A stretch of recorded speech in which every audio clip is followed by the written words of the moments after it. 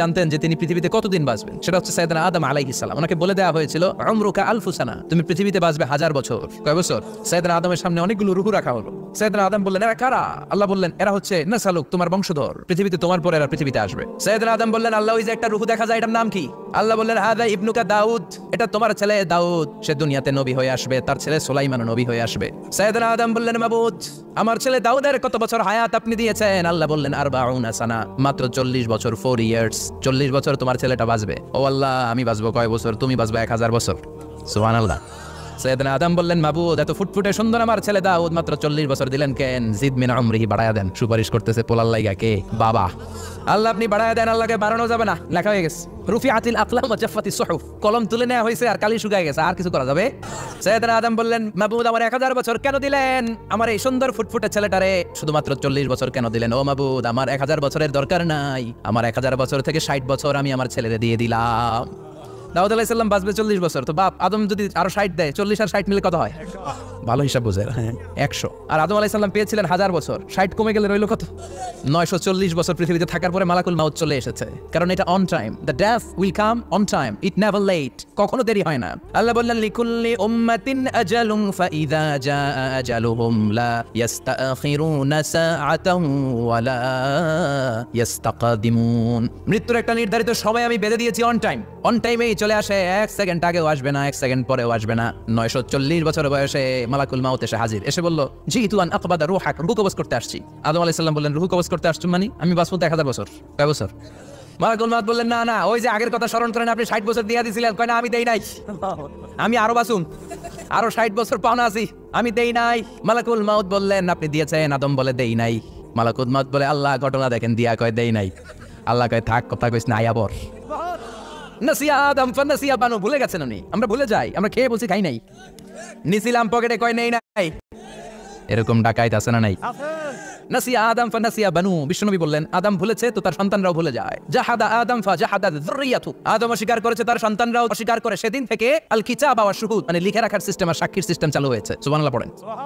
940 বছর বয়সে মালাকুল মাউত এসে আদম আলাইহিস সালামের রূহ নিতে পারে নাই। উনি 1000 বছর যখন হয়েছে, সাইয়েদনা আদম আলাইহিস সালামের রূহ কবজ করেছে। যেই দিন পৃথিবীর প্রথম মানব, প্রথম নবীর রূহ মালাকুল মাউত দুনিয়া এসে কবজ করেছে, ওই দিনটাও ছিল জুমাবার। আল্লাহু আকবার। আবার বিষ্ণু বললেন, লা তাকুমু সাআ ইল্লা ফি ইয়াউমিল জুমআহ, ইযা যুলজিলাতিল আরদু জিলজালাহা ওয়া আখরাজাতিল আরদু আসকালা, ইযা রুজ্জাতিল আরদু রাজ্জান ওয়া বুসাতিল জিবালু বাসসা। কিয়ামতের দিন পৃথিবীটাকে একটা প্রকম্পন দিয়ে কাঁপিয়ে দিবে কে? মারাত্মক একটা ঝাঁকুনি দিবে আল্লাহ, পুরো পৃথিবীটা কেঁপে ভেঙে চুরে খান খান হয়ে যাবে। এই ঝাঁকুনি আর আর্থকোয়েক, ভূমিকম্প এর ঘটনাটা যেদিন ঘটবে, ওই দিনটাও হচ্ছে জুমার দিন। কারণ দিন নয়, ফিহি খালাকাল্লাহু আদম, এই জুমার দিনে আল্লাহ তাআলা সাইয়েদনা আদম আলাইহিস সালামকে তৈরি করেছে। বিশ্বনবী বলেন, লাম্মা খালাকাল্লাহু আদম ওয়া কানা তুলুহু 60 যিরাআন, আল্লাহ তাআলা যখন আদম আলাইহিস সালামকে তৈরি করলেন, 60 হাত লম্বা করে তৈরি করলেন। আর আমরাও যারা জান্নাতে ঢুকবো, আমাদের আকৃতি থাকবে 60 হাত লম্বা। আল্লাহ সাইয়েদনা আদমকে তৈরি করলেন এই জুমার দিনে। আবার সাইয়েদনা আদম আলাইহিস সালামকে পৃথিবীর বুকে তিনি পাঠিয়ে দিয়েছিলেন এই জুমার দিনে। সুবহানাল্লাহ। কুল নাহবিতু মিনহা জামিআ, ও Adam, go down with your wife, তোমার স্ত্রী হাওয়াকে নিয়ে পৃথিবীতে নামো। সাইয়েদনা আদম আলাইহিস সালামকে আল্লাহ তাআলা পাঠিয়েছিলেন শ্রীলঙ্কার একটা পাহাড়ে, অ্যাডামস পিক। ওখানে ঐতিহাসিকভাবে প্রমাণিত, এটা হাদিসে নেই, কুতুবুত তারিখে এসেছে। শ্রীলঙ্কা একটা পাহাড় আছে, কলম্বো থেকে অনেক দূর। ওই পাহাড়ের চূড়ায় সাইয়েদনা আদম আলাইহিস সালামের ফুটপ্রিন্ট আছে। ফুটপ্রিন্ট মানে পায়ের ছাপ। একজনের আঙ্গুলের ছাপের সাথে একজনের আঙ্গুলের ছাপের মিল নাই। শুধু তাই না, আমার এই আঙ্গুলের সাথে এই আঙ্গুলের ছাপের কোনো মিল নাই। আয়াহসাবুল ইনসানু আল্লান নাজমা ইযামা বালা কাদিরিনা আলা আন নুসাউইয়া বানানা। আল্লাহ বলেন, গোলাম, তুমি মনে করেছো তোমার হাড্ডি গুড্ডি পচে যাবে, তোমাকে আমি একত্রিত করে আবার বানাতে পারবো না? বানানো তো অনেক দূরের কথা, আমি তো তোমার আঙ্গুলের ছাপগুলো সংরক্ষণ করে রেখেছি। চিল্লায় পড়েন আল্লাহু আকবার।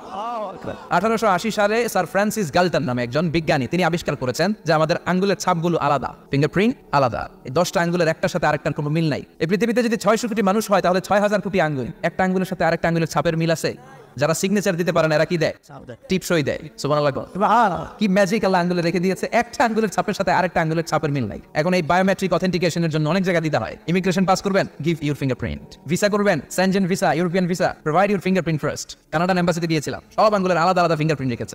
এখন এটা অথেন্টিকেশনের জন্য সিকিউরিটি পারপাস খুব গুরুত্বপূর্ণ। কিন্তু 1500 বছর আগে, 1880 মানে কি 200 বছর তো না, 200 বছর আগে বিজ্ঞানীরা আবিষ্কার করলো। 1500 বছর আগে সূরাতুল কিয়ামার ভিতরে ফিঙ্গারপ্রিন্টের কথা বলেছে কে? আর পায়ের তারে বলে ফুটপ্রিন্ট। এটা প্রাণীদের ক্ষেত্রে প্রযোজ্য, কারণ প্রাণীদের আঙ্গুল নাই, আছে, ওদের আছে পা। বাঘের কয় পা? 4 পা। বাঘের হাত কয়টা? হাত নাই। ওদের পা ফলে ওদের ফুটপ্রিন্ট লাগে। সুন্দরবনে কয়টা বাঘ আছে এটার একটা হিসাব আছে। কি করে বলে, কেমন করে হিসাব করে? বাঘের কাছে যে গুনে চেহারা তো একরকম, একটা 3 বার গুণ, কথা গণ কিভাবে গণে? তাহলে বাঘসুমারি হয় কিভাবে? ফুটপ্রিন্ট, পায়ের ছাপ। একটা বাঘের পায়ের ছাপের সাথে আরেকটা বাঘের পায়ের ছাপের কোনো মিল নাই। আবার কাবা ঘরের পাশে একটা ছোট্ট জায়গা আছে, এই জায়গার মধ্যে রব্বুল আলামিন সব নবীদের পিতা সাইয়েদনা ইব্রাহিম আলাইহিস সালামের ফুটপ্রিন্ট রেখে দিয়েছেন। ওয়াত্তাখিযু মিন মাকামি ইব্রাহিম মুসাল্লা, সাইয়েদনা ইব্রাহিমের দাঁড়ানোর জায়গায় তোমরা নামাজের জায়গা করে নাও। আল্লাহু আকবার।